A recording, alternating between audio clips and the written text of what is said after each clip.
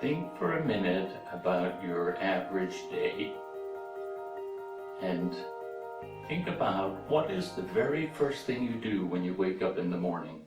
You open your eyes. And what is the last thing you do before you close your eyes and go to sleep? Well, according to IDC research, who have studied the behavior of people in general around the world, for some 80% of 18 to 44-year-olds, the very first thing they do after waking up in the morning is to check their smartphone.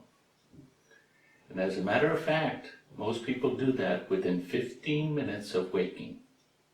And over 60% of those people reach for the smartphone immediately upon waking up. Now, we're talking about marketing, so I'm wondering, what does this fact mean for marketers? And here's another little bit of trivia which might interest you on the important role that smartphones play in our lives today. 8 years ago, just 8 years ago, 80% of people's digital media time, or the amount of time they spent on digital media every day, 80% was spent on a desktop or a laptop computer, and just 12% of that time was spent on a mobile device. But now, fast forward to the historical year of 2015, and it looks very different. You might say historical because in 2015, for the very first time, mobile represented 50%, or 51% to be more exact, of the time we spend per day on digital media. In other words, the world in 2015 became a mobile-first digital marketplace. And here's just another indicator of how digital is becoming a bigger and bigger part of all of our lives. According to the research, in 2017, the global average time spent reading newspapers per day will be 14 minutes. Now, that figure of 14 minutes represents a drop of some 37% in just 7 years. And the number is continuing to drop. And here's some more facts. Reading magazines has declined 23% in the last 7 years. Listening to the radio has dropped 15%. And going to the movies or cinema has dropped 11%. And even the time watching television has dropped 8%. And another marketing channel we don't often think about, which is outdoor advertising, has declined 3% in the last 7 years. Now, the important point to pay attention to here is that these areas which are declining represent some of the major advertising and marketing channels that have been used heavily by marketers in the past to promote their products.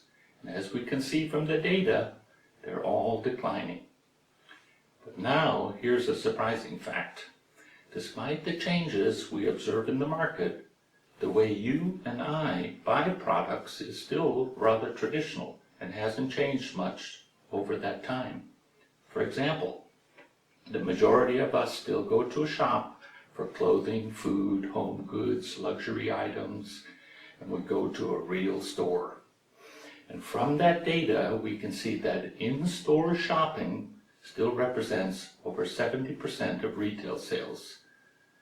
With in-store selling at a rate of 70%, we shouldn't forget that e-commerce sites, retail websites, and brand websites represent today something like 20%, and they are growing, so we can't forget that. But the important message here is that people, you and I in general, shop the same way, but the behavior of consumers, such as reading newspapers, watching TV, etc., is changing rapidly. And those changes are impacting the channels of marketing which have been relied on by marketers in the past. That's important to remember. Now, in an earlier marketing session, we talked about the need for improving customer experiences, or what we call in business experiential marketing. Well, What the above data tells us is that in-store marketing must not be neglected, and that experiential marketing in-store is a growing area of interest for marketers. And this message seems to have been heard by marketers because we can see this from the research data. For example, the breakdown in current experiential marketing efforts made by companies looks something like this. 45% of experiential marketing efforts are in-store, and just 19% is on social media. 14% is on the web, and 11% through call centers, when people call you on the telephone. 6% is through mobile, text, and just 5% is through email. So what's the story here? Well, based on the data we just presented, the story here is that there's no doubt, in fact, that the future of marketing has almost everything to do with digital marketing. But we must not forget in-store experiential marketing, which in fact can also be digital. And because of these marketing facts in this bootcamp, we think that it's very wise to take a deep dive into digital marketing. And remember, we're only doing that because digital is the direction the market is moving in.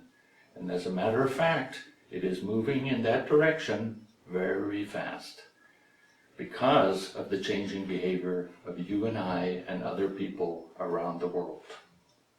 And for many of us, our digital devices have become very important in our lives. But, and here's an interesting question, are marketers aware that this is the case? And how will this change and shift in the marketplace impact the ways in which marketers engage with customers and consumers in the future?